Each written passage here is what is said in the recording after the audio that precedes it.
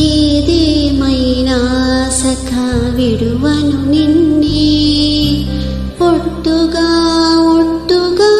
చెబుతున్నాలే.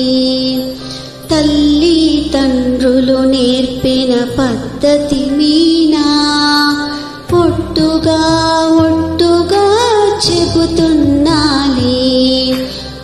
ఒక దీపం వోలే ప్రతిబింబం నిన్నే కొలుచుకుందుకై బాసలు చేర్చుంటిని.